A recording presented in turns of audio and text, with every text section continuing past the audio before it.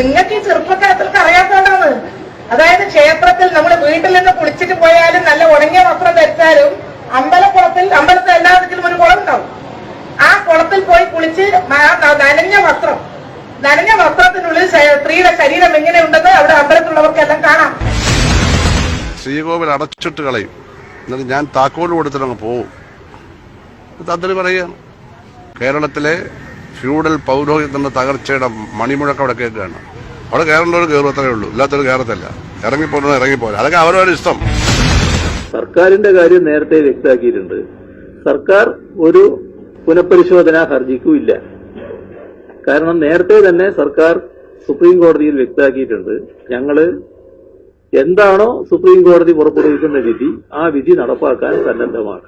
ഞങ്ങൾ ഏതെങ്കിലും ഒരു നിയമനിർമ്മാണത്തിന് പോകാൻ ഉദ്ദേശിക്കുന്നില്ല.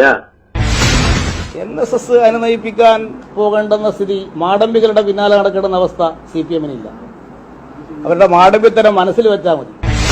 നിങ്ങളൊരു കല്യാണ വേദിയിലിരിക്കുകയാണ്, 10,000 ആളുകൾ, അതൊക്കെ എത്രയാണെന്ന് വെച്ചാൽ നമ്മുടെ കഴിവനുസരിച്ച് ആളുകൾ ഇങ്ങനെ ഇരിക്കുന്നു. സ്റ്റേജ് കല്യാണം നടക്കുന്നു. അപ്പോഴാണ് അണ്ടർവെയർ വിടാതെ മേലുടുപ്പ് വിടാതെ ഒരാൾ വന്നത് എന്തൊക്കെയോ പറയുകയാണ് സ്റ്റേജിൽ. എന്തൊക്കെയോ പറയുക, എന്തൊക്കെ കൈക്കറിയ കാണിക്കുക. എന്ത് കാര്യത്തിലാണ് ഈ കൈക്കറിയില്ലാതെ കല്യാണം നടക്കത്തില്ലേ? ഇത് ആചാരമൊന്നുമല്ല, മര്യാദകളാണ്.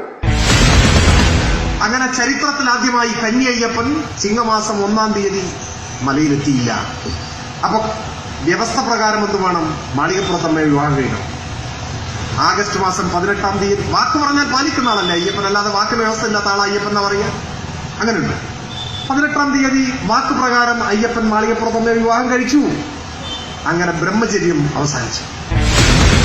ദീർഘകാലമായി മതന്യൂനപക്ഷങ്ങൾക്കെതിരെ വിഷം ചീറ്റുന്ന നാക്കിന്റെ ഉടമയായിട്ടാണ് വെള്ളാപ്പള്ളി നിലകൊള്ളുന്നത്. അത് സാധാരണഗതിയിൽ ഒരു വർഗീയവാദിക്ക് മാത്രമേ ആ രീതിയിൽ സംസാരിക്കാനാവൂ.